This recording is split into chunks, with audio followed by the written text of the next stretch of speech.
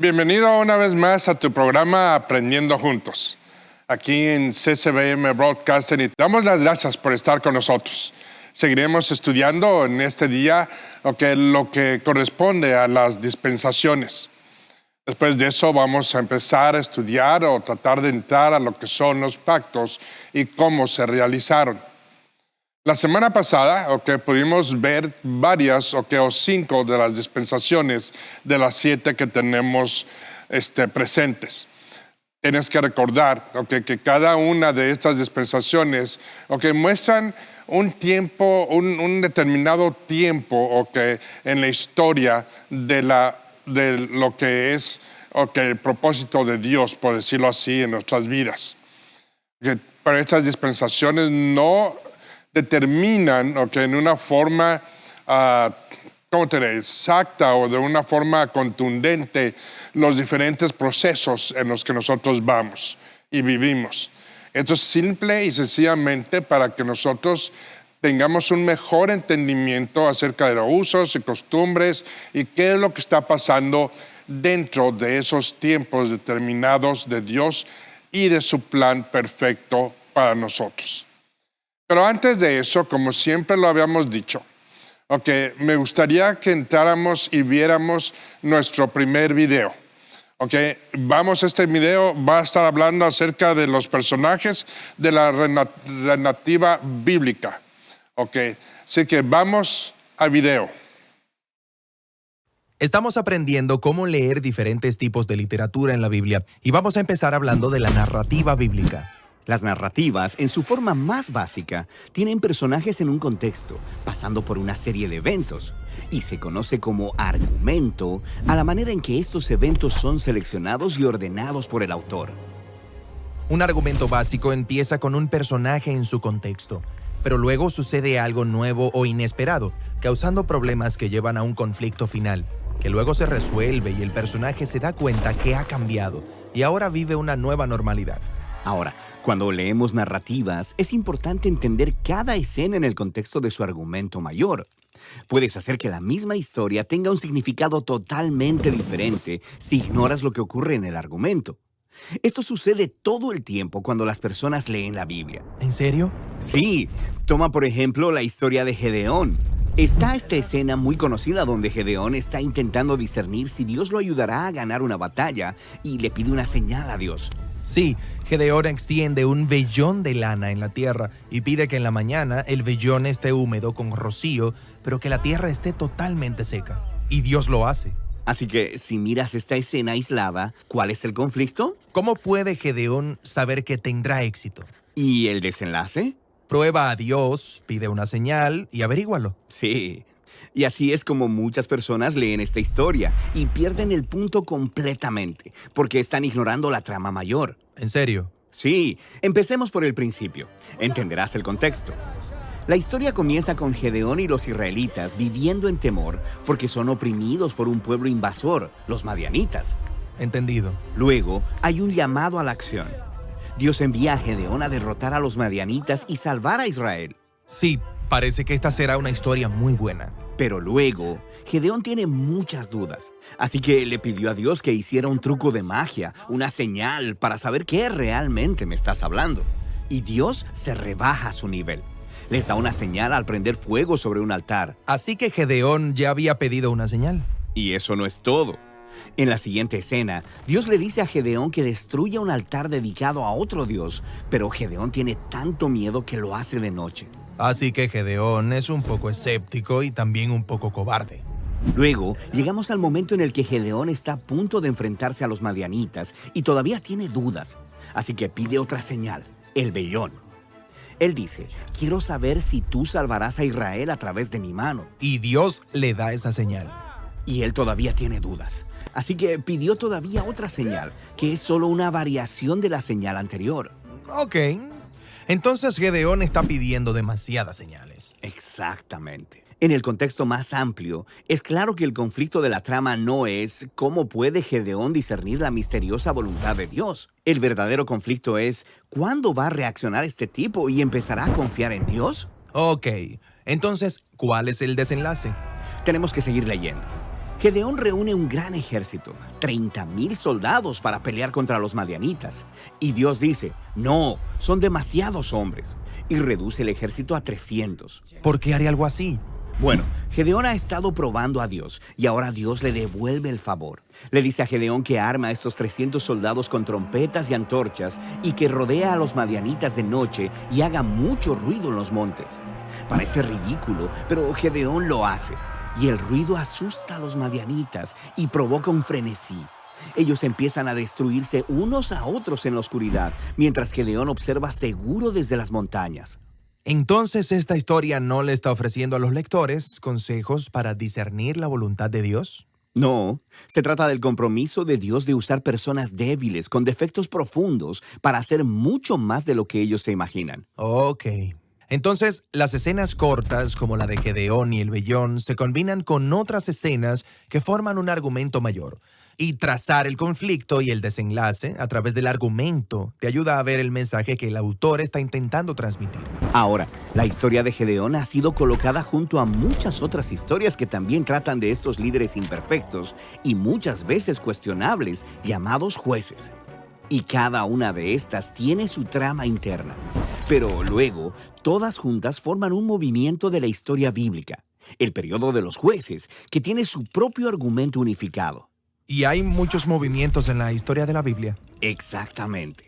Todas las historias pequeñas, cientos de ellas, encajan en el contexto de sus propios movimientos. Y luego, todos estos movimientos juntos forman los bloques del gran argumento de la historia entera de la Biblia.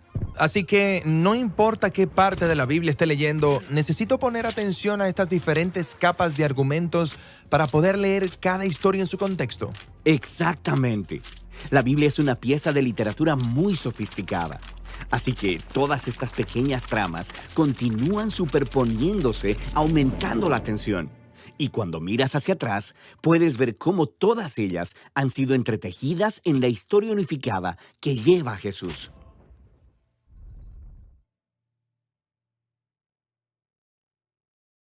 Ok, regresamos. Bien, vamos a seguir viendo y hablando acerca de las dispensaciones. Tenemos 2 dispensaciones más que tenemos que ver. La siguiente dispensación es la dispensación de la ley. La dispensación de la ley la encontramos en Éxodo 19:1 a Hechos 1:26. Estamos hablando aproximadamente, ¿qué tenemos? 1500 años, ¿ok? O más, vamos a ponerlo en ese sentido. ¿Ok? Pero tenemos que recordar esto, es muy importante. ¿Ok? Esta dispensación no termina como tal, ¿ok?, en el libro de los Hechos. Y cuando decimos el libro de los Hechos, estamos hablando acerca de la ascensión de nuestro Señor Jesucristo, ¿ok?, y que Él va a los cielos, a la presencia del Padre, y es cuando gracia entra, ¿ok?, a formar parte de nuestras vidas que Dios nos ha dado. Pero cuando digo que no termina en una forma contundente, estamos hablando de que la ley no es abolida, que Jesucristo no vino a eso. Al contrario, recordemos que Él vino a cumplir la ley. Pero sí hay condiciones dentro de esa ley. Y hay cosas que son dadas para Israel exclusivamente, ¿ok?, y no para la iglesia. Como habíamos hablado anteriormente, ¿okay?, durante el término, ¿okay?, o el periodo de la entrada de la gracia, ¿okay?, y el periodo en el que Pablo empieza a formar iglesias, uno de sus trabajos primordiales era el asegurarse de que la iglesia no fuese judaizada, que es algo muy importante. Pero eso no implica que la dispensación de la ley haya terminado. Por eso te digo, okay, hay dispensaciones que siguen vigentes en una forma u otra, okay, pero dentro del plan de Dios, okay, marca los tiempos y las diferencias dentro de esas dispensaciones y esos tiempos. Pero vamos a ver esto. Okay, primero, dijimos que es la dispensación de la ley. Empieza en Éxodo 19:1, okay, y su término como tal, okay, es en Hechos 1:26. Nos decimos, Dios trató específicamente con la nación judía, con Israel, a través del pacto mosaico que veremos más adelante, o la ley, que sería la dispensación, que se encuentra en Éxodos 19 al 23. ¿Okay? La dispensación incluye la adoración en el templo dirigida por sacerdotes con la dirección adicional dicha y a través de los voceros de Dios, profetas, y eventualmente debido a la desobediencia del pueblo al pacto, la tribu de Israel perdieron la tierra prometida y fueron sujetos a servidumbre. Estamos hablando de que después de que fueron liberados de Egipto, y haber obtenido la ley, que es donde empieza la dispensación, estamos hablando de que después de eso vuelven a caer en desobediencia y vuelven a regresar a una esclavitud. No específicamente Egipto.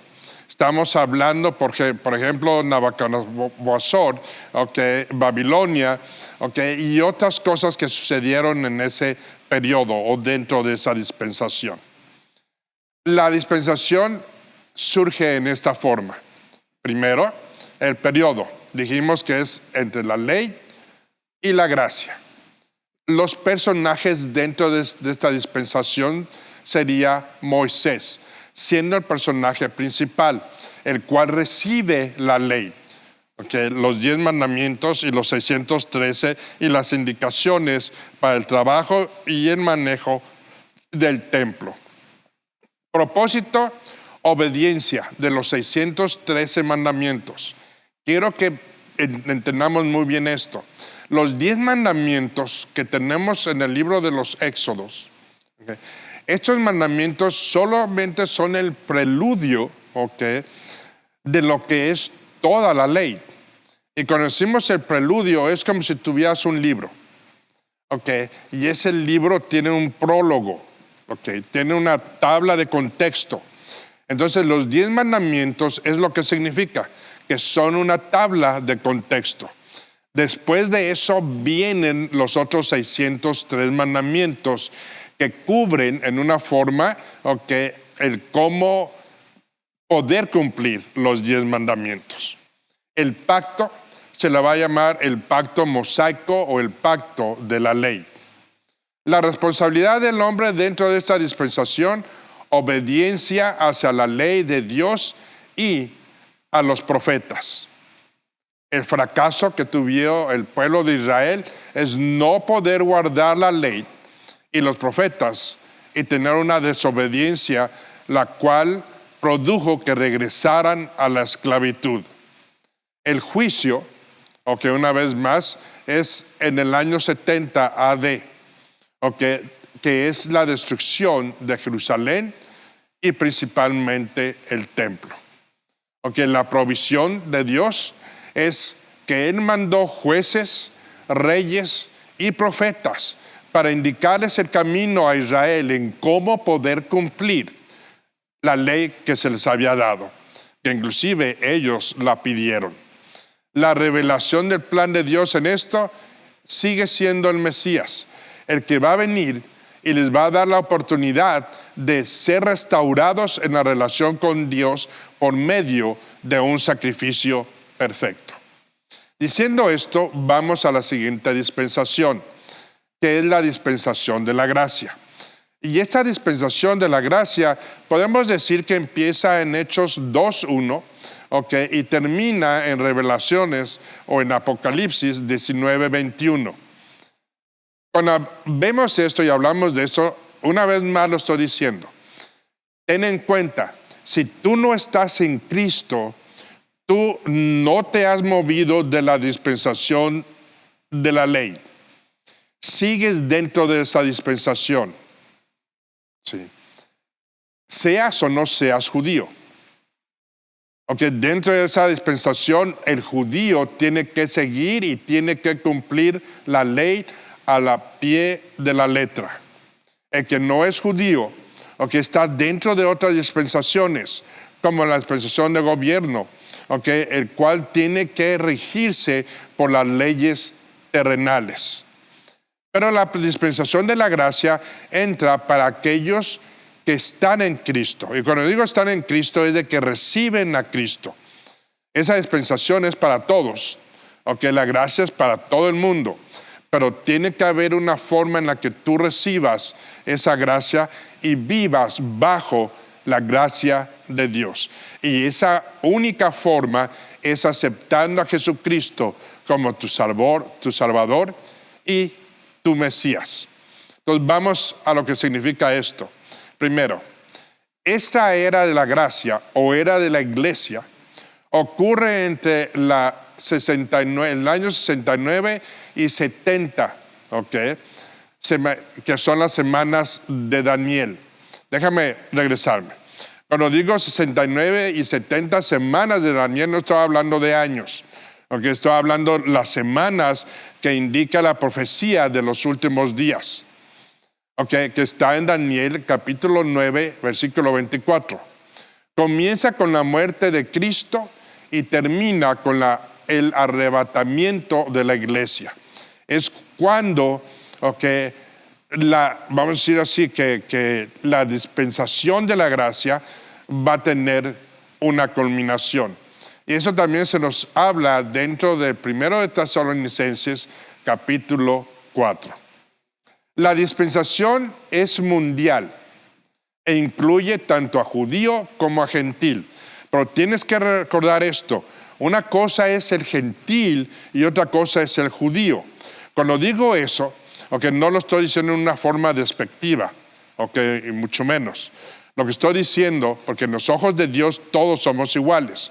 Pero en este tiempo y en esta dispensación, mientras no haya un reconocimiento del Mesías, para los que no están en él, tienen que seguir viviendo bajo una dispensación determinada. Por eso decimos, la dispensación de la gracia es para todo el mundo y incluye tanto a judío como no judío. Pero el judío no incluyente en Cristo sigue teniendo la obligación de permanecer bajo la ley.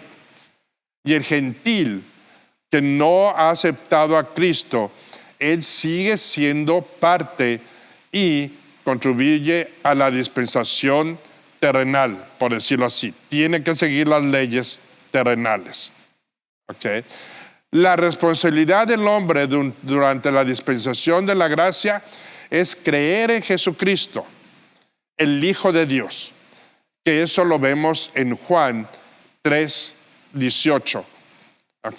La otra es, en esta dispensación, el Espíritu Santo mora en los creyentes como el Consolador. Y cuando decimos el Consolador, estamos hablando precisamente del trabajo del Espíritu Santo ahora dentro de la gracia y dentro de la iglesia. Pero para que podamos hablar un poco más de eso, vamos a ir a un corte. Y regresando del corte, estaremos hablando acerca de cómo trabaja en una forma general el Espíritu Santo dentro del cuerpo de Cristo. Quiero enfatizar eso, el cuerpo de Cristo. Muchos dicen la iglesia como si fuera un edificio. No, en cada persona que ha recibido a Cristo. Vamos a corte y regresamos a tu programa Aprendiendo Juntos.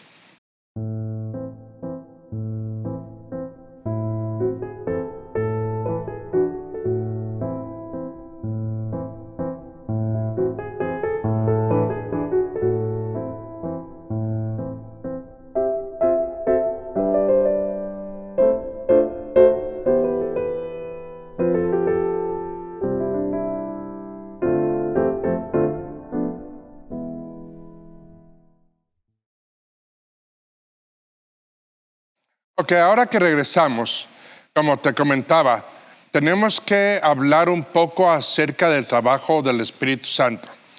Que ese es un personaje, vamos a ponerlo en ese sentido, primordial dentro de la dispensación de la gracia.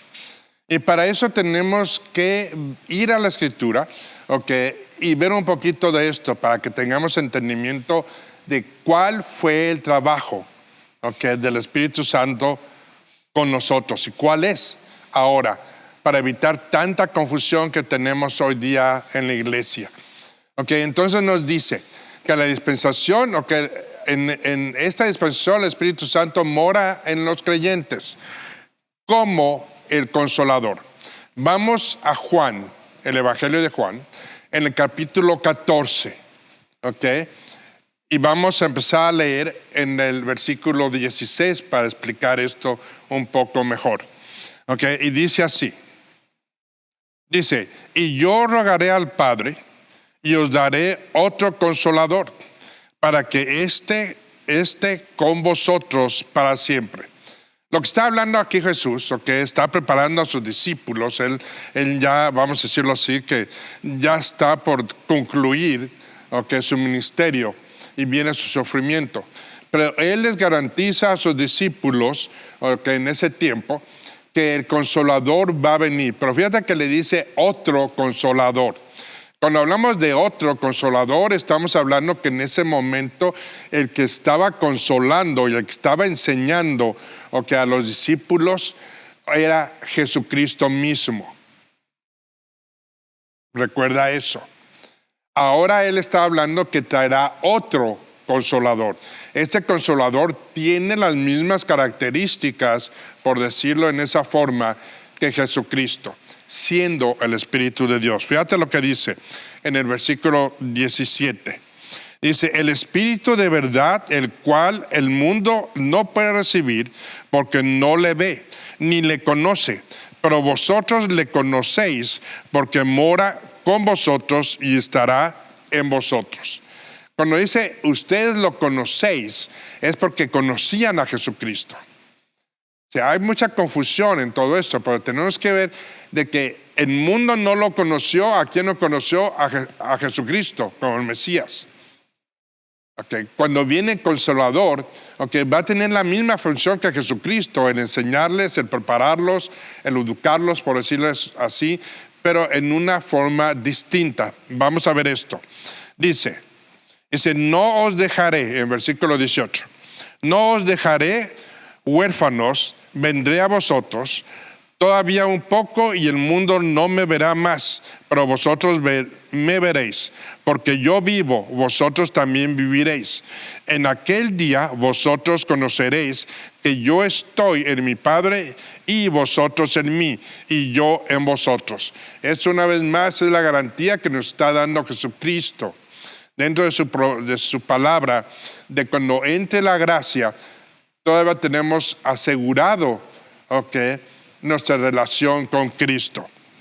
Fíjate, en el 21 dice lo siguiente, el que tiene mis mandamientos y los guarda, ese es el que me ama, y el que me ama será amado por mi Padre, y yo lo amaré y me manifestaré en él.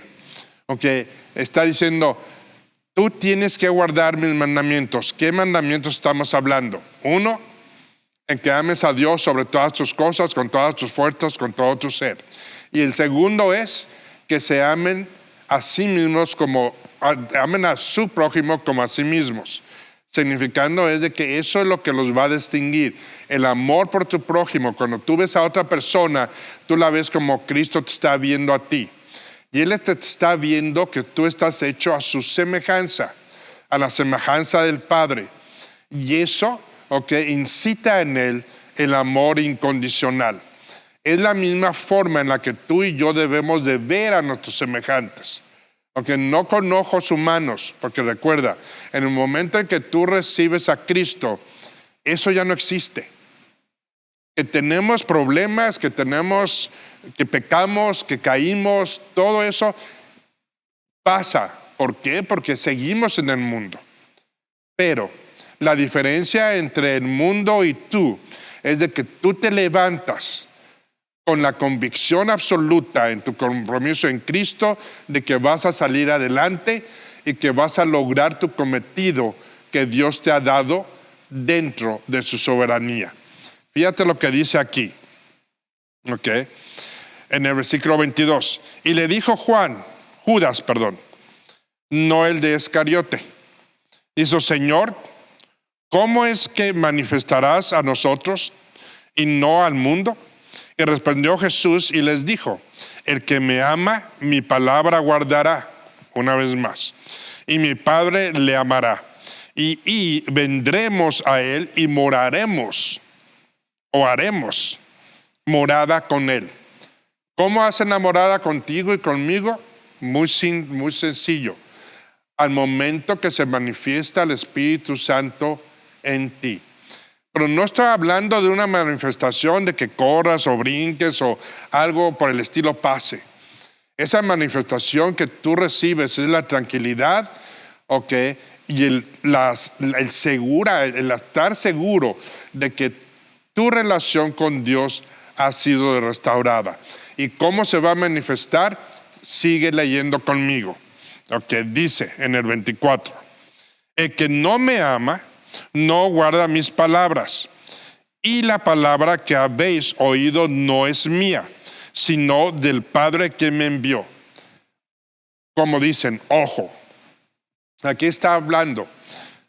Voy a regresar, dice, el que no me ama, no guarda mis palabras.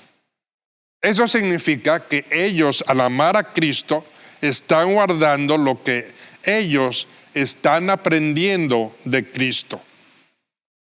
Tenemos que tener mucho cuidado en esto y entenderlo.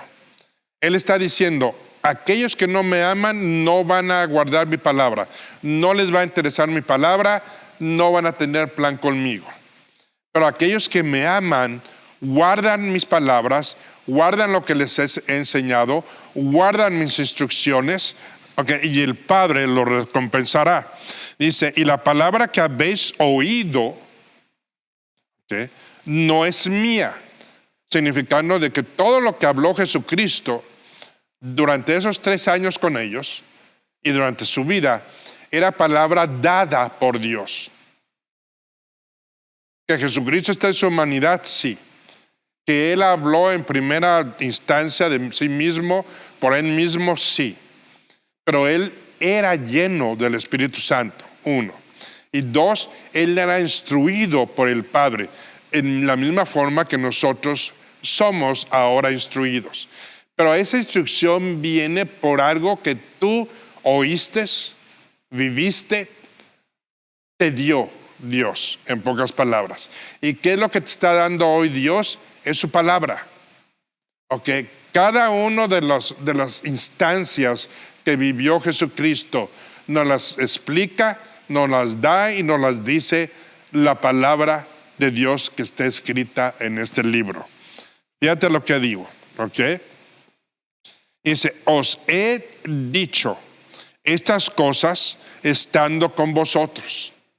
Dice, no les he dicho esto, les he enseñado, les he instruido, les he demostrado lo que Dios quiere de nosotros cuando ha estado con ustedes. Dice, mas el Consolador, el Espíritu Santo, a quien el Padre enviará en mi nombre, Él os enseñará todas las cosas. Cuando dice Él les enseñará todas las cosas, significa es de todo lo que escucharon, y ahorita lo va a decir, todo lo que vivieron con Él, toda la instrucción que recibieron de Cristo en sí, el Espíritu Santo la va a reafirmar, a confirmar, a reiterar a cada uno de nosotros en nuestra mente, en nuestro ser, en nuestro espíritu. No viene a dar una nueva revelación. Ten mucho cuidado con eso. Okay, el Espíritu Santo no te da una nueva revelación, ni te da profecía, ni nada por el estilo. Él viene a guiarte como un consolador. Viene a consolar, okay, tu camino, a fortalecerte en tu camino y ser una guía para ti. Fíjate lo que dice aquí. Dice lo siguiente. Dice, y les enseñará todas las cosas y os recordará todo lo que yo os he dicho. Perdón. Cuando dice hemos dicho, está hablando directamente a los discípulos.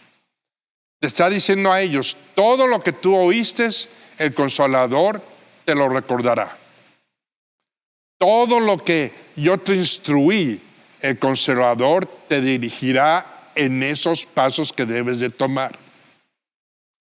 Por un lado, recuerda, se lo está diciendo directamente a los discípulos.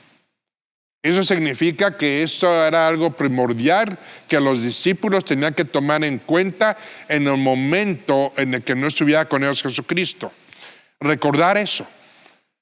Okay. Y el Espíritu del Señor les iba a hacer un recordatorio y les iba a instruir dentro de los parámetros que Cristo ya les dio a ellos, que sería lo mismo para ti y para mí hoy día dentro de la gracia, dentro de la iglesia de Cristo, de su cuerpo de Cristo. Fíjate lo que dice. ¿Ok? Dice, y palabra que habéis oído no es mía, sino del Padre que me envió. Dice, os he dicho, estas cosas están con vosotros. Dice, mas el Consolador, el Espíritu Santo, en quien el Padre enviará en mi nombre, Él os enseñará todas las cosas y os recordará todo lo que yo he dicho. Sí. No está diciendo que te va a dar una nueva revelación. No está diciendo que te va a hacer que hagas cosas. Él te fortalecerá para que hagas y ejercites la soberanía y el plan de Dios en tu caminar en Cristo. Solamente eso. ¿Qué más queremos, verdad? Es una bendición extrema para nosotros. ¿Okay? No es para nadie más. No es para el mundo. El mundo recibe gracia. Pero el que está en Cristo recibe el Espíritu de Dios, el Espíritu Santo. Y Él cierra diciendo esto. La paz os dejo. Mi paz os doy. Yo no os la doy como el mundo la da. No se turben vuestros corazones, ni tengan miedo. Ustedes habían oído lo que les he dicho. Dice Él, no tengan temor de tomar esa presencia del Espíritu Santo en ti. Pero recuerda, el Espíritu del Señor no viene a obligarte a hacer absolutamente nada. Él no viene a empoderarte como lo hizo en el Viejo Testamento para hacer cosas específicas. Él viene para asegurar que tu camino en Cristo tenga frutos y logres los objetivos que Dios tiene para tu vida. Esa es la diferencia entre lo que es la gracia y la ley. En la gracia, el Espíritu del Señor permanece en ti para guiarte, fortalecerte, instruirte en lo que ya has aprendido. Y aprenderás por medio de su palabra. En el Viejo Testamento, el Espíritu del Señor no venía a consolar. Él venía a empoderar a la persona para que esa persona pudiese recibir la guía de Dios y pudiese, vamos a ponerlo así, hacer cosas extraordinarias. Cuando digo cosas extraordinarias, era cosas fuera de lo normal o de la naturaleza. Por darte un ejemplo vívido, tú y yo conocemos la historia de Sansón, y se me fue el nombre de Sansón y de Laila, perdón. No soy perfecto. Y qué bueno que no tienes un profesor perfecto, porque solamente Dios lo es. Pero cuando digo esto es en Delilah o que Sansón tenía algo muy particular, que tenía una fuerza extraordinaria. Y eso era sobrenatural. Pero vamos a hablar un poquito más de esto una vez más que regresemos del corte. Regresamos en Aprendiendo Juntos. El mundo necesita jóvenes como tú y como tú, que buscan hacer la diferencia. Queremos ir contra la corriente y romper patrones establecidos. Tener identidad y ayudar al más necesitado. Eso somos. Somos futuro.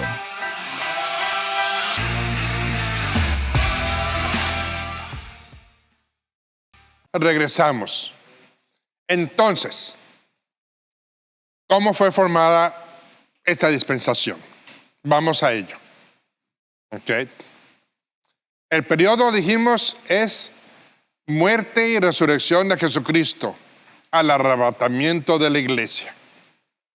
Personaje principal en esta dispensación, Jesucristo, sus apóstoles, la iglesia primitiva y lo que es hoy día la iglesia o el cuerpo de Cristo. Okay. Propósito, salvación a todo aquel que cree en Cristo y lo recibe. El pacto, que lo vamos a estar viendo más adelante explicando, salvación eterna. Vamos a explicar qué significa gracia, qué significa una salvación eterna. Responsabilidad del hombre dentro de esta dispensación. Únicamente tener fe. Fe en Cristo. Fe en lo que Dios está haciendo por ti. No te está pidiendo obras, pero sí te voy a decir algo. Las obras son ejercitadas o son provocadas por tu amor en Cristo. No es un requerimiento dentro de tu salvación. No es un requerimiento de que te vaya a dar más riquezas en el cielo. No es un requerimiento para que tus pecados sean más perdonados, por decirlo así. Una, porque tus pecados ya son perdonados. Dos, no es requerimiento. ¿Por qué? Porque la salvación de Dios es dada gratuitamente por un sacrificio que ya pagó por tu sentencia. Esa sentencia se ejecutó, ¿sí? Y Cristo la apeló y ganó la apelación con su sacrificio, por ponerlo en esa forma. Pero cuando digo que las obras son provocadas por el amor que le tienes a Cristo, es porque cuando tú veas a otras personas y las veas con los ojos que Dios te ve a ti, eso tiene que provocar que tengas obras, que quieras ayudar, que quieras unirte a ellos, que quieras apoyar, que la iglesia en sí permanezca unida entre ellos. Hoy día tenemos un relajo con la iglesia.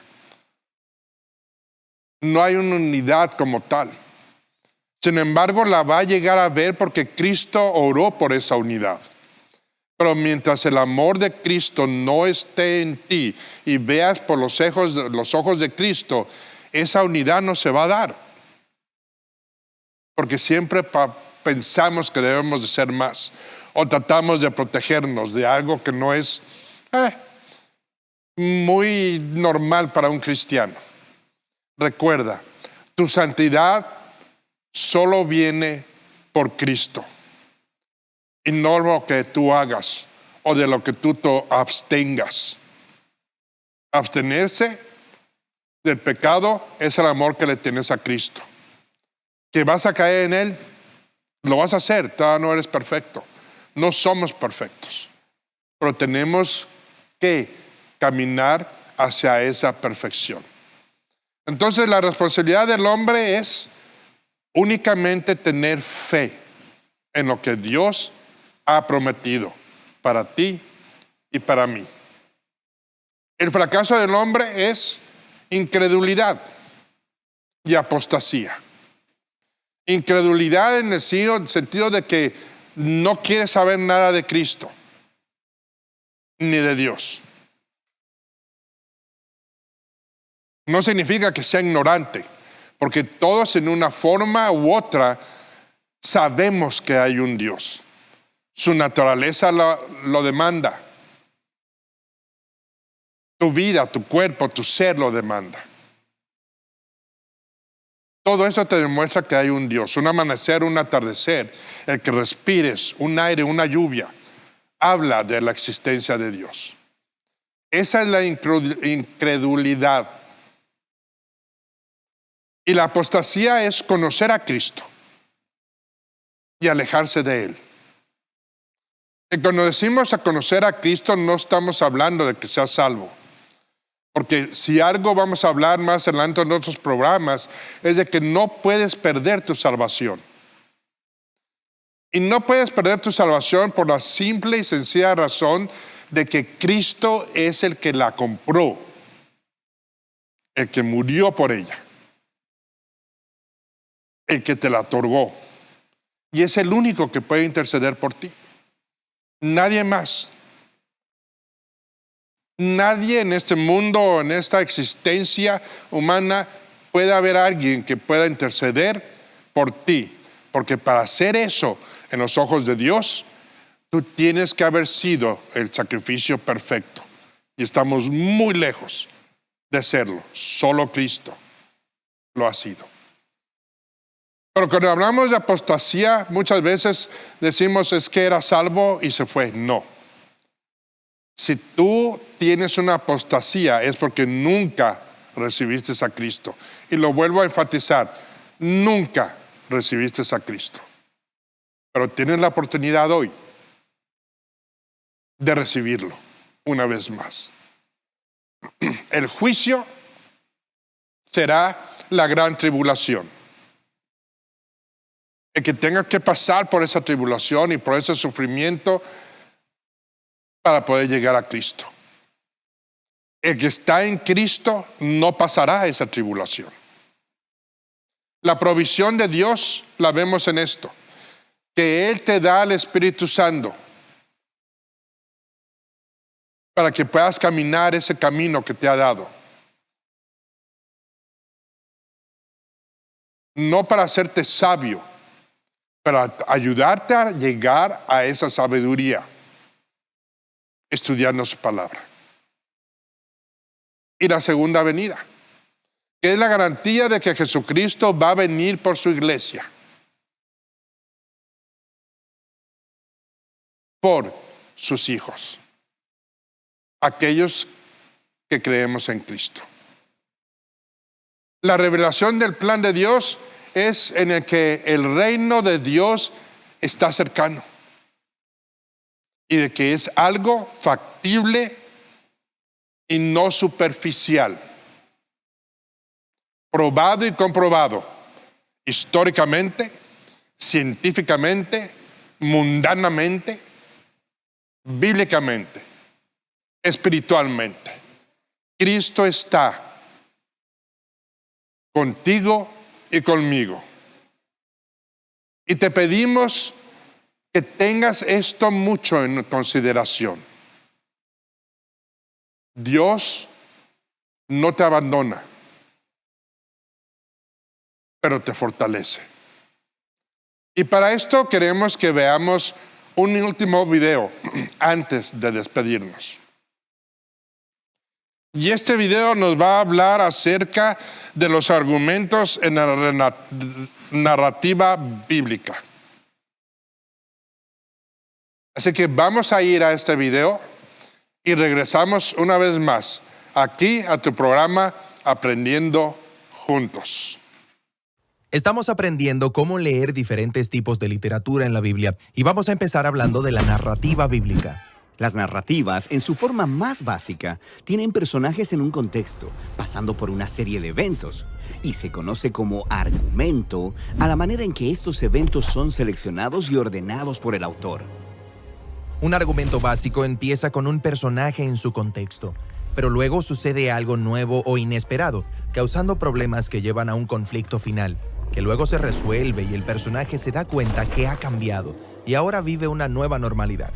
Ahora, cuando leemos narrativas, es importante entender cada escena en el contexto de su argumento mayor. Puedes hacer que la misma historia tenga un significado totalmente diferente si ignoras lo que ocurre en el argumento. Esto sucede todo el tiempo cuando las personas leen la Biblia. ¿En serio?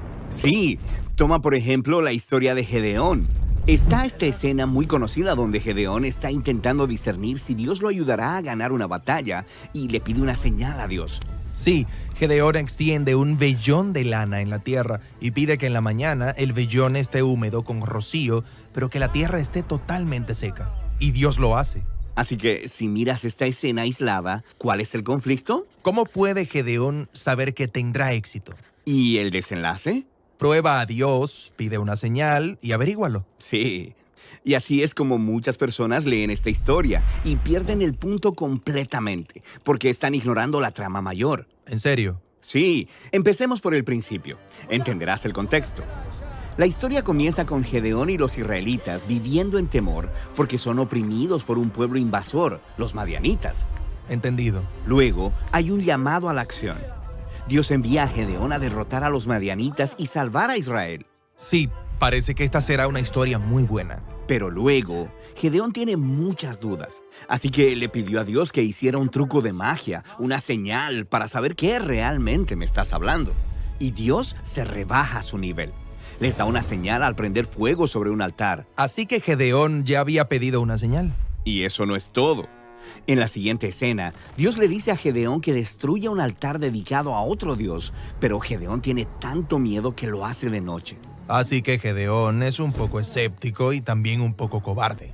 Luego, llegamos al momento en el que Gedeón está a punto de enfrentarse a los madianitas y todavía tiene dudas. Así que pide otra señal, el vellón. Él dice, quiero saber si tú salvarás a Israel a través de mi mano. Y Dios le da esa señal. Y él todavía tiene dudas. Así que pidió todavía otra señal, que es solo una variación de la señal anterior. Ok. Entonces Gedeón está pidiendo demasiadas señales. Exactamente. En el contexto más amplio, es claro que el conflicto de la trama no es cómo puede Gedeón discernir la misteriosa voluntad de Dios. El verdadero conflicto es ¿cuándo va a reaccionar este tipo y empezará a confiar en Dios? Ok. Entonces, ¿cuál es el desenlace? Tenemos que seguir leyendo. Gedeón reúne un gran ejército, 30,000 soldados para pelear contra los madianitas. Y Dios dice, no, son demasiados hombres. Y reduce el ejército a 300. ¿Por qué haría algo así? Bueno, Gedeón ha estado probando a Dios y ahora Dios le devuelve el favor. Le dice a Gedeón que arma a estos 300 soldados con trompetas y antorchas y que rodea a los madianitas de noche y haga mucho ruido en los montes. Parece ridículo, pero Gedeón lo hace. Y el ruido asusta a los madianitas y provoca un frenesí. Ellos empiezan a destruirse unos a otros en la oscuridad, mientras Gedeón observa seguro desde las montañas. Entonces, ¿esta historia no le está ofreciendo a los lectores consejos para discernir la voluntad de Dios? No, se trata del compromiso de Dios de usar personas débiles con defectos profundos para hacer mucho más de lo que ellos se imaginan. Ok. Entonces, las escenas cortas, como la de Gedeón y el vellón, se combinan con otras escenas que forman un argumento mayor. Y trazar el conflicto y el desenlace a través del argumento te ayuda a ver el mensaje que el autor está intentando transmitir. Ahora, la historia de Gedeón ha sido colocada junto a muchas otras historias que también tratan de estos líderes imperfectos y muchas veces cuestionables, llamados jueces. Y cada una de estas tiene su trama interna. Pero luego, todas juntas forman un movimiento de la historia bíblica, el periodo de los jueces, que tiene su propio argumento unificado. Y hay muchos movimientos en la historia de la Biblia. Exactamente. Todas las historias pequeñas, cientos de ellas, encajan en el contexto de sus propios movimientos. Y luego, todos estos movimientos juntos forman los bloques del gran argumento de la historia entera de la Biblia. Así que no importa qué parte de la Biblia esté leyendo, necesito poner atención a estas diferentes capas de argumentos para poder leer cada historia en su contexto. Exactamente. La Biblia es una pieza de literatura muy sofisticada. Así que todas estas pequeñas tramas continúan superponiéndose, aumentando la tensión. Y cuando miras hacia atrás, puedes ver cómo todas ellas han sido entretejidas en la historia unificada que lleva a Jesús.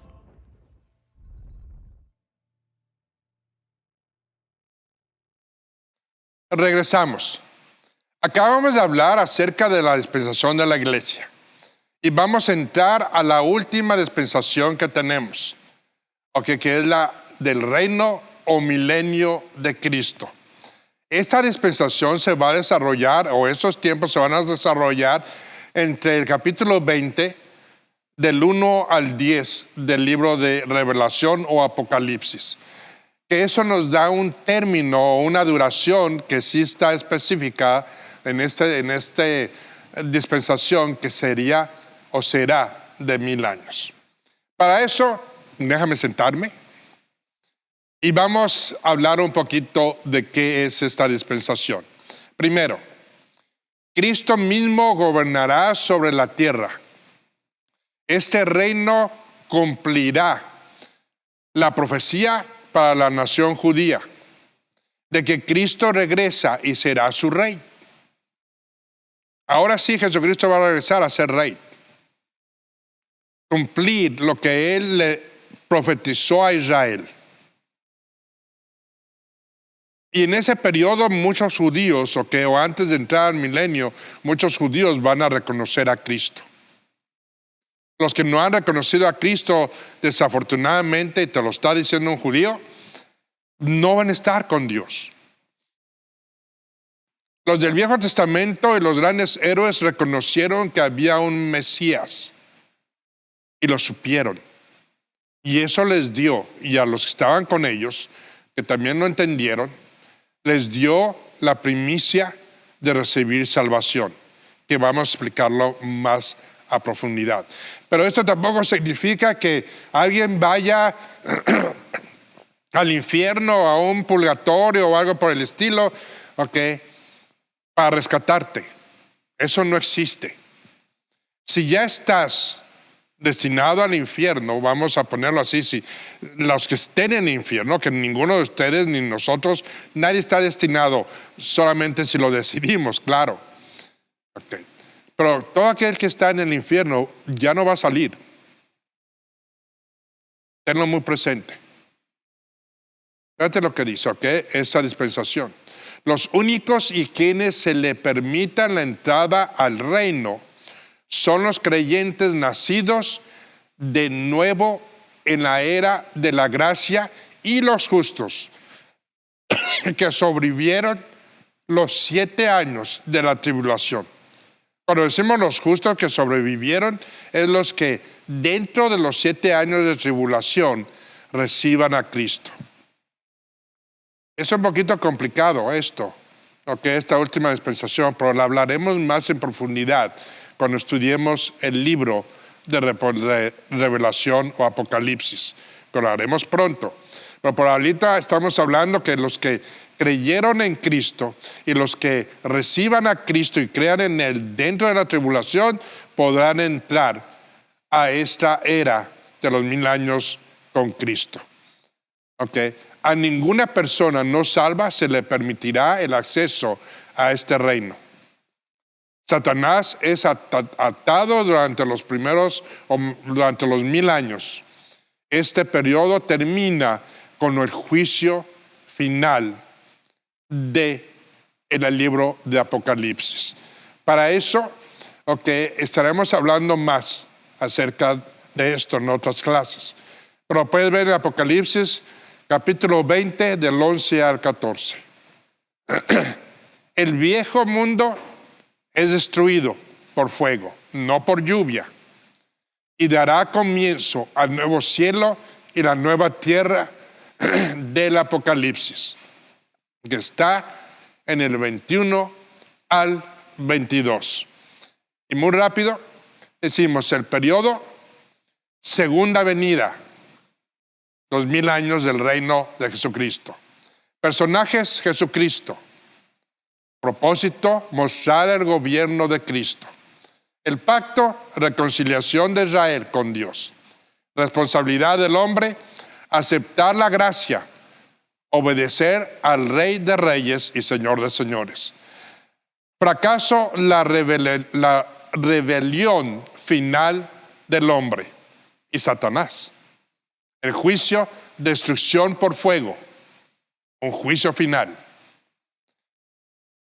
La provisión de Dios, gobierno con justicia y rectitud.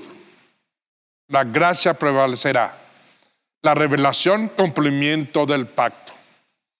Y cuando decimos la revelación es el cumplimiento del pacto, es de que Dios se va a revelar al mundo como lo que es, el Rey de Reyes y el Señor de Señores. Te invitamos a que nos sigas en Facebook y en YouTube, que te integres a CCBM Master's Seminary para que puedas estudiar más a fondo la palabra del Señor. Y te damos gracias a ti que nos sintonizas cada sábado y cada miércoles en esta tu clase, aprendiendo juntos. Y con esto nos despedimos, dándote gracias a nombre de CCBM Broadcast. Dios me los bendiga y los guarde. Hasta el próximo programa en Aprendiendo Juntos.